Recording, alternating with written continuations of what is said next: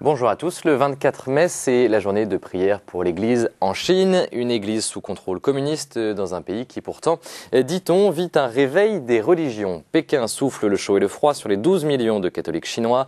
L'Église de Chine, c'est l'une des grandes préoccupations de Benoît XVI. Décryptage dans l'Église du Monde ce soir avec Régis Anouilh. Bonjour et merci d'être avec nous. Bonjour. Vous êtes rédacteur en chef d'Église d'Asie, l'agence d'information des missions étrangères de Paris. Alors avant de décrypter cette actualité chinoise très dense, il faut quand même rappeler que l'Église en Chine est divisée en deux parties.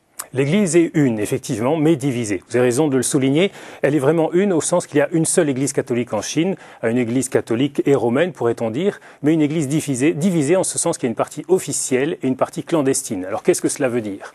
Lorsque un occidental va en Chine, il voit effectivement des églises apparentes, des grands bâtiments rénovés de frais pour beaucoup, des églises pleines également. Donc il voit cette Église officielle. Officielle pourquoi? Parce que cette liberté de culte qui est donnée aux catholiques en Chine et aux Chinois de façon générale, eh bien, elle s'exerce à l'intérieur d'un cadre, et un cadre fixé par le gouvernement. Donc lorsque ces catholiques font le choix de pratiquer leur culte, dans le cadre fixé par le gouvernement, ils appartiennent aux officiels, à la partie officielle. Avec des évêques officiels. Avec des évêques officiels, un clergé officiel en ce sens les évêques sont reconnus comme tels par le gouvernement. Nommés par Rome pour certains, pour la plupart, reconnus par Rome pour la plupart encore une fois, mais reconnus également par le gouvernement. Pour la partie clandestine, ce sont ces catholiques et un clergé qui va avec eux, qui refusent cette suggestion, ce contrôle du gouvernement sur leurs affaires et qui donc sont rejetés dans une certaine clandestinité. Je dis une certaine clandestinité car la Chine est un pays immense, on connaît sa population, on peut imaginer que les situations varient beaucoup en fonction des lieux, en fonction du moment, et il y a certains catholiques clandestins qui sont très visibles, d'autres qui sont tout à fait souterrains, des catholiques des catacombes. Donc un kaléidoscope de situations assez variées, mais il faut se souvenir donc d'une Église une, en ce sens qu'elle défend cette foi, le credo est le même pour tous, l'attachement à la figure du Saint-Père est le même pour tous, il est même très fort, peut-être plus fort qu'en Occident encore, mais cette césure, cette division qu'il ne faut pas cacher entre une partie officielle et une partie clandestine. Régis Anouilh, c'est dans ce contexte qu'en début d'année, une grande figure de l'Église en Chine, le cardinal Zen, a appelé les évêques officiels à cesser d'accepter les compromis avec Pékin. À l'époque, le cardinal Zen était encore archevêque de Hong Kong. Aujourd'hui, il vient de prendre sa retraite. Un homme qui n'a pas la langue dans sa poche. Son portrait en images, Sophie Lenné. En Chine, l'Église catholique continue d'être extrêmement contrôlée. Depuis des décennies, le cardinal Joseph Zen Zekiun, grande figure de l'épiscopat chinois, n'hésite pas à dénoncer les injustices. Anciennement évêque de Hong Kong, ce dernier est connu pour son franc-parler et ses prises de position vigoureuses contre la politique religieuse de Pékin.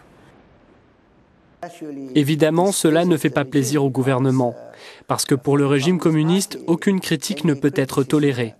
Quiconque ose critiquer le gouvernement devient un ennemi. Nommé évêque de Hong Kong en 2002, puis élevé au rang de cardinal par Benoît XVI, le cardinal Zen, en tant que citoyen de Hong Kong, dispose d'une plus grande liberté de parole comparée aux cardinaux vivant sur le continent. Sa dernière critique à l'encontre du régime communiste remonte aux Jeux olympiques de Pékin 2008. Je suis désolé de dire que nous n'avons remarqué aucun changement. Il est vrai que les autorités chinoises ont réussi leur pari olympique d'un point de vue sportif. L'organisation était exemplaire et nous avons remporté beaucoup de médailles. Par contre, au niveau des libertés religieuses, aucun pas n'a été franchi, pas plus concernant les droits de l'homme.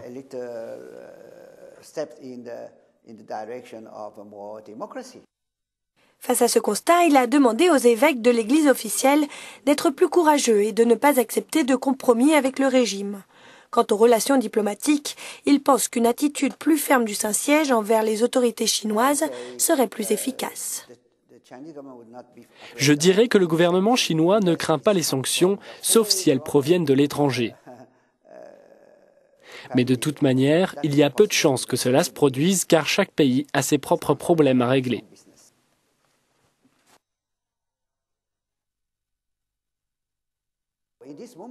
En ce moment, je n'encouragerai pas le pape à venir en Chine. Comme le gouvernement ne fait aucun pas pour que les affaires s'arrangent, sa visite serait juste orchestrée, tout comme le sont les visites des cardinaux. Je n'encourage d'ailleurs pas la visite des cardinaux en Chine. Voilà pour les propos du cardinal Zen, l'ancien évêque de Hong Kong. Il n'a pas la langue de bois, cet évêque. Non, il n'a pas la langue de bois. On se rend compte à plusieurs niveaux. Alors d'abord l'homme, c'est un homme qui est né à Shanghai, qui a immigré, qui a fui le communisme. Ses parents ont fui le communisme lorsqu'il était très jeune. Il s'est installé à Hong Kong. Il est rentré au séminaire, il était formé à Rome, il est revenu à Hong Kong. C'est un homme donc qui connaît très bien la Chine, car au cours de sa vie de prêtre et ensuite d'évêque, il a fait de très nombreux séjours en Chine continentale, où il a enseigné dans les séminaires officiels. C'est un homme qui n'a pas la langue dans sa poche et on l'entend, il parle pour à la fois l'ensemble des Chinois. Il revendique, il appelle à la démocratie pour les Chinois. Ce n'est pas que pour les catholiques chinois, c'est pour l'ensemble de la Chine. Donc la liberté religieuse, certes, mais les autres libertés également. Donc effectivement, il dérange beaucoup le régime chinois de ce côté-ci. Également, il défend également la liberté des catholiques chinois, en ce sens qu'il dénonce cette situation d'une église divisée et il appelle de façon très forte, ça a été mentionné dans ce reportage, le 4 janvier de cette année 2009, il a lancé un appel extrêmement vigoureux, effectivement, à la fin du compromis. Il a appelé ses évêques officiels à cesser le compromis, à sortir du compromis, qui est cette situation un petit peu grise, pourrait-on dire, où ces évêques, tout en étant reconnus par Rome, acceptent finalement de se laisser peut-être, sinon manipuler, en tout cas d'être instrumentalisés par le gouvernement chinois. Une forme de corruption. Corruption, je n'irai pas jusqu'à utiliser ce terme, en sens qu'il n'y a pas d'affaires financières, comme le mot pourrait le laisser entendre. Corruption idéologique, effectivement, qui pourrit effectivement quand même un petit peu la situation de l'intérieur. Et je cite ces propos. Le compromis peut être une stratégie provisoire, mais cette situation ne saurait durer éternellement. Être parfaitement uni au Saint-Père en son fort intérieur, comme le sont les évêques officiels, et en même temps faire partie d'une Église qui se dit autonome, présente une contradiction dans les termes. Donc il appelle à la fin de cette contradiction dans les termes, effectivement dans les attitudes. Et on va le voir dans les mois qui viennent, sans doute, des rendez-vous sont posés, arrivent très bientôt, au cours desquels ces évêques vont devoir se positionner. Alors il a mené cet appel extrêmement vigoureux autour de la figure de Saint Étienne, qui est le premier martyr de la chrétienté. Donc c'est aujourd'hui un évêque ne risque plus sa tête, pourrais-je dire. C'est facile de dire ça de Paris, mais néanmoins, on n'est plus à l'ère maoïste où effectivement tous ces évêques étaient en camp de travail et beaucoup sont morts. Aujourd'hui, il y a une surveillance policière, il y a un harcèlement policier, c'est évident. Donc la situation n'est pas du tout facile.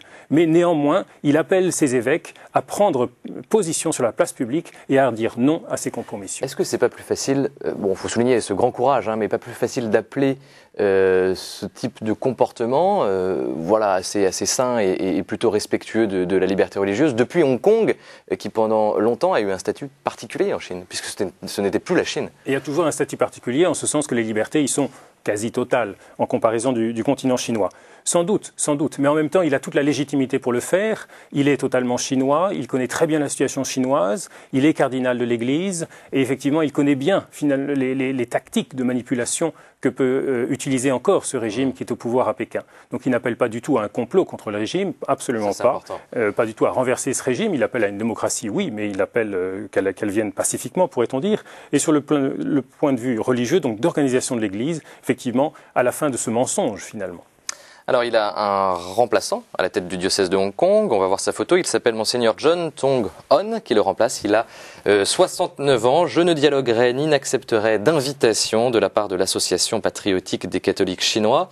Ce remplaçant de Monseigneur Zen s'inscrit dans la directe continuité de l'action du cardinal Zen. Oui, le cardinal Zen a 76 ans. Il demandait sa démission au pape depuis 2 ou 3 ans parce qu'il voulait se consacrer non plus aux affaires du diocèse de Hong Kong, mais aux affaires de l'Église en Chine.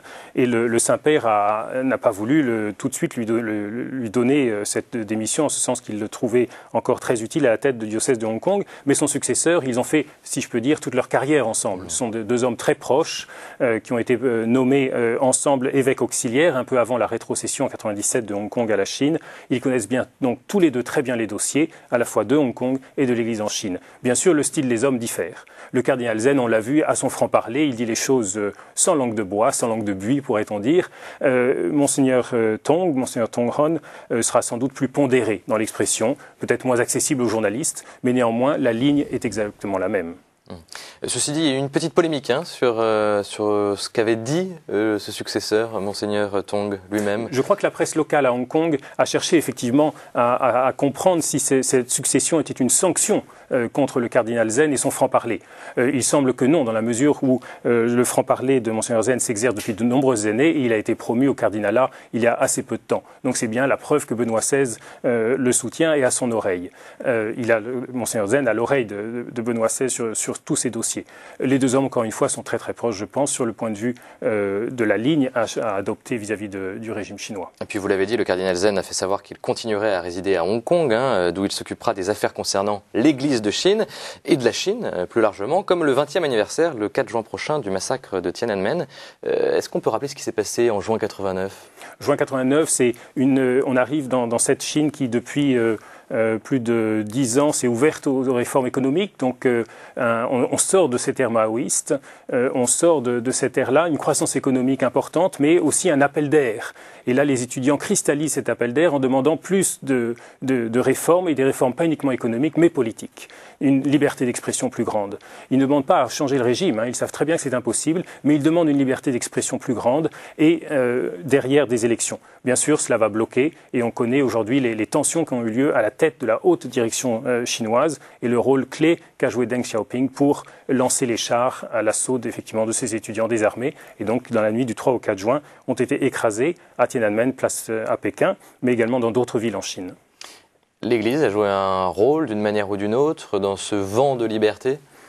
Je ne saurais le dire directement, en ce sens que l'Église est relativement peu de choses numériquement en Chine. C'est à peu près 1 à 2%, c'est pas exactement de la population. Mais quand même, au moins 12 millions d'habitants, au moins 12 millions de fidèles, effectivement. Donc, mais parce qu'on parle de ce monde chinois qui est immense.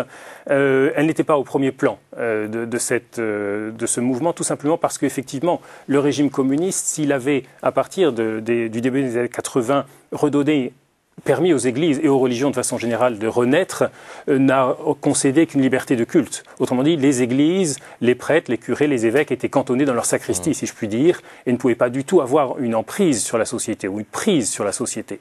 Donc cela vient progressivement, cela vient grâce à des personnalités comme Monseigneur Zen, qui a cette liberté de parole, mais en Chine encore aujourd'hui, de voir un évêque ou un prêtre parler en chair ou ex cathedra de sujets extrêmement sensibles quant aux libertés politiques, quant aux problèmes des contrôles des naissances, quant aux différents problèmes qui touchent à la société, c'est encore extrêmement rare.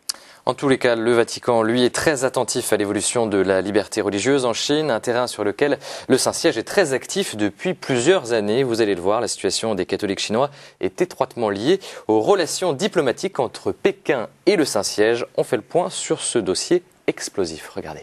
Depuis quelques années, Pékin, dont l'enjeu est d'améliorer son image à l'étranger, souhaite le rétablissement de ses relations avec le Vatican. Tout a commencé en juillet 2007, lorsque Benoît XVI adressa une lettre aux catholiques chinois. Dans cette lettre, le Saint-Père appelait à l'unité entre les communautés officielles et clandestines. Résultat, le Saint-Siège put approuver la nomination de l'évêque de Pékin, nommé par le gouvernement. Malgré la main tendue du Vatican, le gouvernement chinois envoie à nouveau des signes inquiétants. Plusieurs membres du clergé clandestin ont été arrêtés. Quant aux évêques de l'Église officielle, ils subissent des pressions de la part du gouvernement. Est-ce que Pékin ne fait pas un pas en avant puis deux en arrière ? En tout cas, il souffle le chaud et le froid, c'est vrai, et il ne concède rien sur l'essentiel. La question des relations diplomatiques est un serpent de mer de cette question des relations entre l'Église de Chine, le gouvernement chinois et l'Église universelle. Je ne peux pas dire qu'on avance énormément. En ce sens que les positions du gouvernement chinois, aucune ingérence dans les affaires intérieures de la Chine et de l'Église en Chine sous prétexte de religion, cette position ne change pas. Derrière cette langue de bois se pose la question de la nomination des évêques. Le gouvernement chinois veut garder un œil extrêmement acéré sur la nomination des évêques et n'accepte pas que ces nominations appartiennent au pape, même si le pape, en Chine comme ailleurs, est tout à fait prêt, non pas à les négocier, mais à faire en sorte effectivement de se coordonner, de concerter la partie gouvernementale en face. Donc on n'avance pas tellement dans ce dossier. Vous l'avez souligné, ça a été souligné dans le reportage, des anniversaires importants arrivent. En 1957 a été fondée l'Association patriotique des catholiques chinois. Association patriotique, derrière cette expression, en fait, on désigne la courroie de l'organe qui a été créée par le régime pour servir de courroie de transmission entre le parti ou le gouvernement et l'Église. Cette association a donc fêté ses 50 ans en 2007. Un an après, il y avait les premières ordinations épiscopales, premières ordinations d'évêques sans mandat pontifical, donc des ordinations illicites. C'est la création de l'Église officielle. C'est ces évêques qui ont été nommés sans le mandat du pape. 50 ans après, 2008, on a fêté à Pékin ces anniversaires. Et ces deux anniversaires ont été fêtés à Pékin avec une certaine emphase, une certaine pompe, pourrais-je dire. Et là, c'est le signe que le gouvernement, en fêtant ces anniversaires de cette manière-là, indique qu'il n'est pas prêt à changer sur ces questions-là. Et on l'a vu très récemment, puisque en mars dernier, le 30 mars était réunie à Rome, au Saint-Siège, une commission pour l'Église catholique qui a été créée récemment au Vatican pour justement suivre ce dossier de plus près. Eh bien, le jour même était arrêté, à pas très loin de Pékin, une centaine de kilomètres de Pékin, un évêque de l'Église clandestine. Et pourquoi a-t-il été arrêté? C'était Monseigneur Jia Ziguo. On va voir sa photo d'ailleurs. Hein. C'est un évêque qui a 74 ans, qui a l'habitude, passez-moi l'expression, d'être arrêté très régulièrement, interpellé, pourrais-je dire, par la sécurité publique, par la police, tout simplement parce que l'évêque officiel de son diocèse, qui était illégitime, en ce sens qu'il avait été ordonné, mais sans mandat pontifical, demandait, il est un peu plus âgé que lui, demandait à être reconnu par le pape. Le pape l'a reconnu, comme il a reconnu beaucoup d'évêques officiels. Tout ceci est un peu compliqué, mais il faut aller au fond de ces questions pour bien comprendre. C'est le dialogue qui a été sanctionné par Pékin. Alors, et pas exactement. Donc le pape a reconnu cet évêque officiel, mais le pape a dit, dans votre diocèse, il y a déjà un évêque. Et en bonne administration de l'Église, il ne peut pas y avoir deux évêques, deux ordinaires, pour un même territoire ecclésial, pour un même diocèse. Exactement. Et cet évêque officiel a dit, oui, tout à fait, j'en suis conscient, je le sais, et j'accepte de renoncer à mon pouvoir épiscopal, pourrais-je dire. Mais le gouvernement chinois, lui, ne l'a pas entendu de cette façon-là. Il n'a pas accepté qu'effectivement le Vatican, le pape, finalement s'ingère, c'est le terme qu'il utilise, dans les affaires intérieures de l'Église sous prétexte de religion, donc s'occupe de cette question d'administration de l'Église. Les deux évêques sont âgés, 74 ans, 76 ans pour l'autre. Ils vont donc bientôt partir à la retraite. Et le pape a demandé à ce qu'ils se mettent d'accord pour se retirer et qu'un nouvel évêque soit élu et qu'il soit reconnu par le Saint-Siège. Mais le gouvernement chinois, lui, veut mettre en place son candidat. Donc on voit la question de la succession de ces évêques, de la reconnaissance des évêques officiels par le Saint-Siège. Le gouvernement chinois en profite pour essayer de pousser ses pions.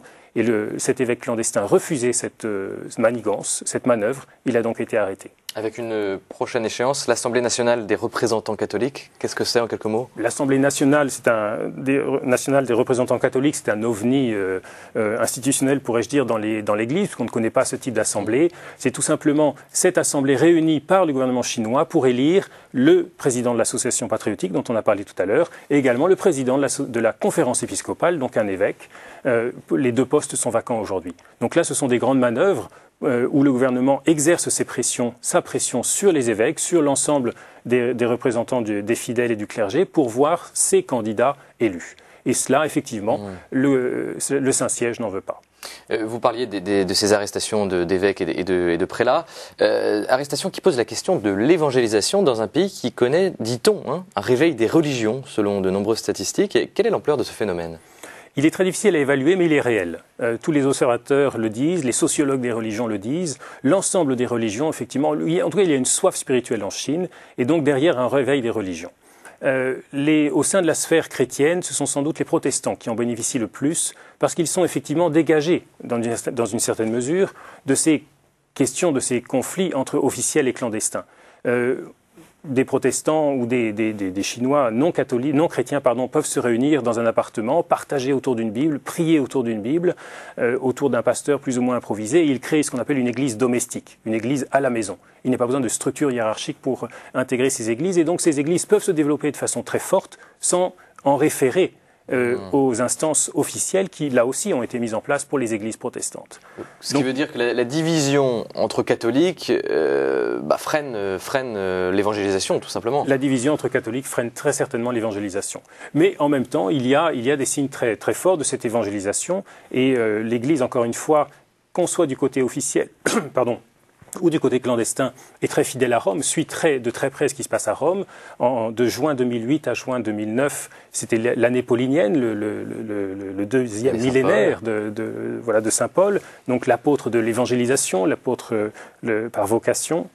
Et donc un appel à l'évangélisation, et là on l'a vu, je crois que cette année, lors de la veillée pascale en France, il y a eu 3000 baptêmes à peu près, c'est l'ordre de grandeur. En Chine, c'est 20 000. On n'a que 12 millions.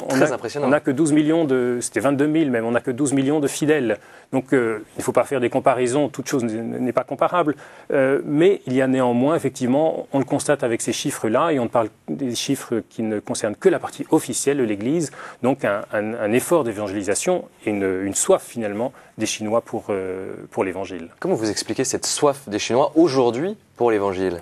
Il y a plusieurs facteurs, tout simplement parce qu'en Chine aujourd'hui la société est extrêmement inégale, il y a des attentes qui sont extrêmement, qui ne sont pas, auxquelles rien ne répond. On ne tombe pas amoureux d'un taux de croissance économique, la crise économique frappe aux portes de la Chine également, les inégalités sont croissantes, une société extrêmement dure pour l'homme, c'est vraiment la lutte de l'homme contre l'homme dans cette société qui n'est pas régulée par un état de droit.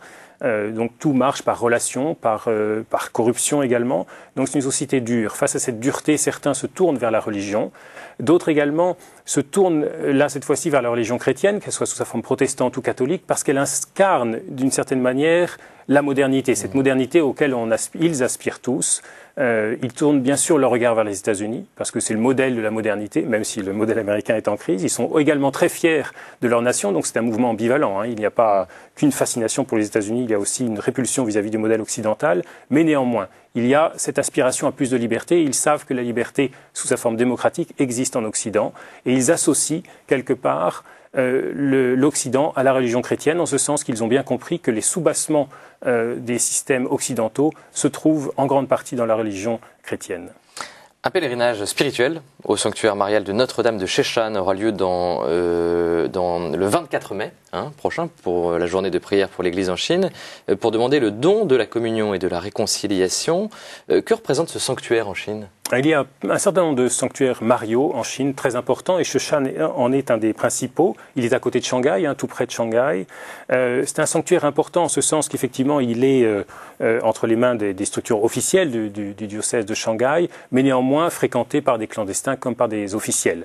Notre-Dame de Chine y est honorée. La Chine a été consacrée à Marie. Je n'ai oublié la date à l'instant. Il y a une dévotion mariale très importante en Chine et c'est l'occasion de se réunir. On vient de le dire, vous venez de le dire, ce pèlerinage se fait autour de la question de la communion et de l'unité. Les catholiques souffrent de cette division, même si ce n'est pas toujours exprimé, et donc ils vont chercher là la source de l'unité finalement. Et le gouvernement est tout à fait comprend très bien ces questions-là et cherche à les maintenir à distance. Et justement, puisque c'est le pape qui a instauré, le pape Benoît XVI, qui a instauré en 2007 cette journée de prière pour l'Église en Chine, le 24 mai, ils sont très sensibles à cette date. Ils ont peur effectivement d'un afflux massif durant ce mois de mai, mois marial par excellence, de pèlerins dans ces sanctuaires, qui serait comme un signe que les catholiques chinois votent avec leurs pieds leur fidélité, pour exprimer leur fidélité au pape. Les autorités chinoises ont pris toutes les mesures pour restreindre l'ampleur de ces pèlerinages, mais le 1er mai, c'était au tout début de ce mois, les pèlerins ont répondu, il y avait quand même une foule très importante à ce pèlerinage, malgré les restrictions à la circulation, malgré toutes les consignes qui avaient été données dans les diocèses en Chine, dans les paroisses, pour éviter, interdire même ces pèlerinages à Sheshan, pour donc éviter que l'Église en Chine soit capable, non pas de montrer sa force, ce n'est pas cela dont il s'agit, mais que les catholiques chinois soient en mesure d'exprimer cette fidélité au Saint-Père. C'est la lettre de Benoît XVI qui porte ses fruits ? Sans doute, exactement. Cette lettre a été proclamée, donnée le 30 juin 2007, il y a donc bientôt près de 2 ans. Au départ, on n'a pas vu beaucoup de choses bouger. Encore aujourd'hui, d'un point de vue institutionnel, on n'a pas vu tant de choses bouger. Il y a l'appel du cardinal Zen, mais sur le terrain en Chine, les choses vont très lentement. Et là, les catholiques, finalement, qui ont eu accès à cette lettre par Internet, bougent, montrent où est leur volonté d'union, de communion avec le Saint-Père. Et puis justement, à propos de Saint-Père et de Saint-Siège, je voudrais qu'on voit des images d'un site internet, le site internet du Vatican, qui est désormais accessible en chinois, un site traduit donc en 8 langues seulement. Ce n'est pas anodin ça, le chinois, non, sur le site officiel du Vatican. Oui, il y a les grandes langues européennes, je ne sais plus s'il y a l'arabe, le français, voilà. Mais le Benoît XVI, comme Jean-Paul II avait dit que la Chine était au cœur de son pontificat, c'était une de ses priorités, et on le sent très bien. Lorsque la lettre, encore une fois, du Saint-Père a été proclamée, elle est restée sur le site du Vatican pendant très longtemps. Maintenant, elle est sur la partie chinoise, en chinois du site. Tout simplement parce qu'effectivement, puisque cette communication n'est pas aisée, puisque la liberté de l'information n'existe pas en Chine, Internet est un moyen de vaincre ces barrages, et par des moyens détournés, parce que le site du Vatican en chinois peut être bloqué très régulièrement en Chine même. D'autres, les internautes chinois, savent très bien contourner ces barrages pour accéder à ces textes-là. Merci Régis Anouilh pour toutes ces explications. Je rappelle que vous êtes rédacteur en chef d'Église d'Asie, l'agence d'information des missions étrangères de Paris. Et puis pour aller plus loin, conseil de lecture, je vous conseille ce dernier livre de Dorian Malovic, un confrère du journal La Croix, spécialiste de la Chine. Ça s'appelle La Chine sur le divan, ou l'entretien du premier psychanalyste chinois, une science qui est assez récente en Chine. Voilà, on se retrouve la semaine prochaine pour un nouveau voyage à travers les églises du monde.